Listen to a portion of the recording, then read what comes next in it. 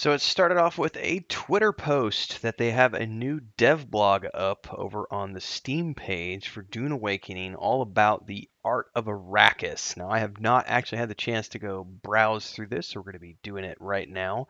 I will say that I've been following this game with some amount of anticipation, even though there's a few points against it. It's Funcom, which traditionally I don't really care for a lot of their games. I don't like PvP and I don't like survival games very much. And it's all of those things, but I love Dune. Like, it's a great franchise. It's a great intellectual property. I love all the film adaptations, TV adaptations. I'm currently reading through the Dune trilogy, doing the Decoding Dune series on Thursdays here on my channel. Check out the playlist, the podcast. I'm going to play this game no matter what. I love the fact that it's coming out on console as well as PC, so I'm really looking forward to diving into this on my Xbox Series X. And I've been, their Sugarwire reels, whatever they're called, the dev updates they've been doing, little snippets have been a lot of fun so far. But I think this is the first time they've done a big, deep um, dive into something they've been working on. So we have here.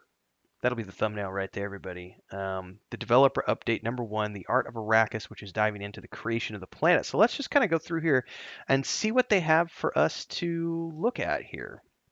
It says here, get a glimpse into the creation of Arrakis in our first developer update. Ever since we first revealed pre-alpha gameplay footage at the Game Awards last year, we've been eager to start sharing progress as the team works to bring Arrakis to life.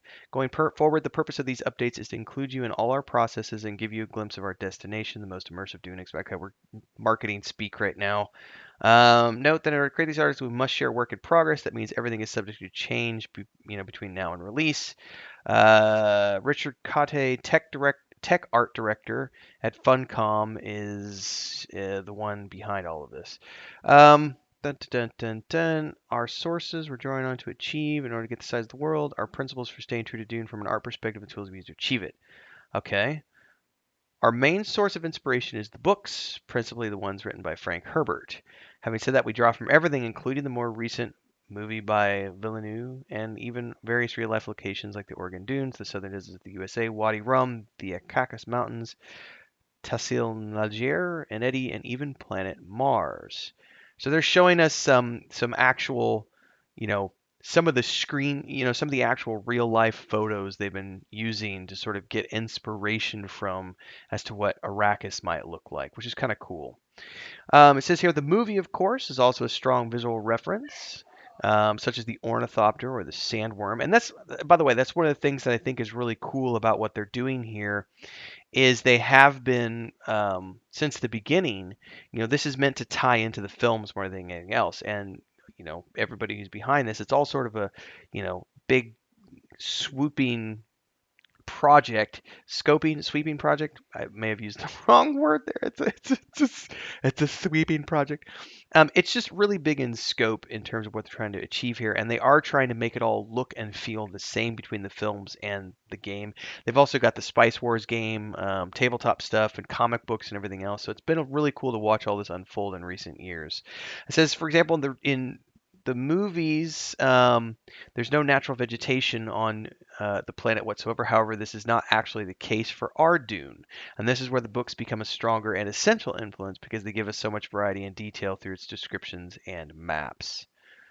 Oh, yeah, look at that. Straight from a book. So a notable theme from the movie is the brutalist architecture and large open spaces, which we feel suits the universe. However, we had to balance large open spaces with making a game space that is fun to traverse and play through. And that's the difficulty between any sort of adaptation is when you look at a book or a film franchise. Sorry about that, guys. A book or a film franchise, and you're trying to turn it into a video game. Not everything is going to translate directly because reading a book is different than playing a game. Watching a film is different than playing a game. Watching a TV series is different to playing a game, and you have to think about, what's up, everybody. Commercial break here. I got to give a shout out to our guild champions. It's the highest tier membership here on YouTube. We got Ancient Entity, Crazy as Relative, and Remy D. Thanks so much for your support. And of course, to all of the members here on YouTube, thanks for keeping me on the air full time. If you do like what you see and hear on my channel, don't forget to not only like, subscribe, and hit that bell icon, but please support. Consider me your Netflix, your Hulu, your Disney Plus, or HBO, whatever you want to call it. You can do memberships here on the channel starting at $3 a month. And of course, anytime you see me live or you watch a premiere, you can do super chats and stickers on those videos, and super thanks on any upload you see, which allows me to keep doing this full time and paying the bills. So from Chris and I and all of our rescue cats, we say thank you. Let's get back to the video at hand. The avatar of the characters, you have to think about access. You don't want people to get bored. There has to be fast travel, things of that nature. So it's interesting to look at the fact that they're, being consciously aware of that as they focus on this adaptation. They said here from the get-go, we knew that the world had to be huge. Dune is a universe that thrives on epic scale. The desert of Arrakis seem endless, and they need to feel that.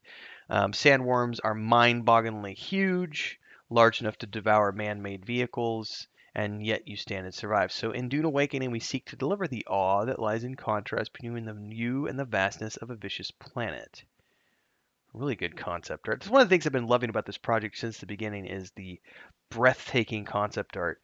I'm a concept art nerd. Like I can never get enough of concept art, so it's really cool to see this kind of stuff coming out. Erosion and a sense of age are essential to understanding Dune and to building it. The sun bleaches and burns, vehicles overheat and break down, need maintenance. You'll find stories in the stone if you look closely enough, whether it's a wall beaten by storms or ancient human glyphs. So they want to make sure that everything looks worn down by sand and time, and everything here is a product of its environment. Really cool here. In order to stay true to the epic scale and the sheer amount of terrain required for that, we needed an element of procedural generation. While the layout and design of the terrain is handcrafted, we wanted certain time-consuming manual and repetitive tasks to go through procedural automation. In short, we defined the layout of the map, keeping gameplay, world building, and narrative in mind. Then Houdini, our procedural generation tool, builds over it, adding erosion, cliffs, and debris. From this, we can go in and do targeted edits on the result from any point in the process without overwriting everything. By the way, that's a normal process these days, and it's a great way to do it. It's no different than using chat gpt or ai to come up with rough drafts of things, and then you refine that with hand painted or handwritten things. It's the same exact process. It says here, with vast spaces, the natural question becomes, how do we make it varied and exciting to explore? Deserts are so much more than rolling dunes. Man, I love that third image down here. Are these coming out of the, yeah, these are all coming out of the walls and the cliffs. God, I love good science fiction concept art.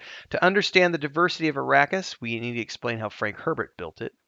There are many landmarks which break up the environment. A major portion of Arrakis population lives in the Graben. The Graben is a geological ditch where the land sunk due to movements in the underlying crustal layers, and this creates spectacular images. A colossal sunken landmass, like a giant's foot that pressed it into the planet. Sheer cliffs that cradle it, caves and human structures burrowed in, and thanks to these cliffs, the Graben is somewhat sheltered from the more violent winds and storms of the open desert, allowing villages to exist here. Really cool stuff. Other landmarks loom on the horizon. Ooh, we're getting a little bit of an image down there. In the middle of Minor Erg, the rock formation known as the Hand of Kadir rises from the sand to claw the sky. The Circle of Stone Spires has served as a natural refuge going as far back as the first Zinsani wanderers, and was later used by the Missionaria Protectiva, who planted seeds of Fremen beliefs for future manipulation.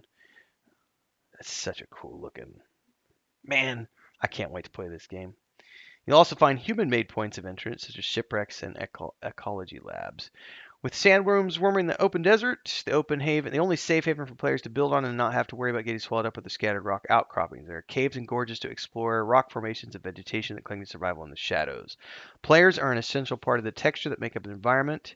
You will come across hundreds of individual players that explore the world and claim their place in it, building their bases in any way they want. Question are those bases going to be visible to everyone, or is there going to be instance? Your buildings have the potential to affect the look of the environment using our advanced and highly customizable building system, which is a topic we'll explore in depth at a later time, which I really hope, because that sounds interesting. But marketing speak makes me nervous. Not nervous. Makes me skeptical would be a better word. Yeah. I mean, I got nothing but thumbs up for this blog post. So I'm looking forward to this. I hope it's going to do the Dune world justice. I think it's looking cool so far. I will not be playing this on PC. I want to play this on the console, so hopefully they're going to do a multi-simultaneous release. But in any case, I'm looking forward to Dune Awakening. Love to hear your thoughts on the game. Drop them down below. Like, subscribe, hit the bell icon, and I'll see everybody in the next video.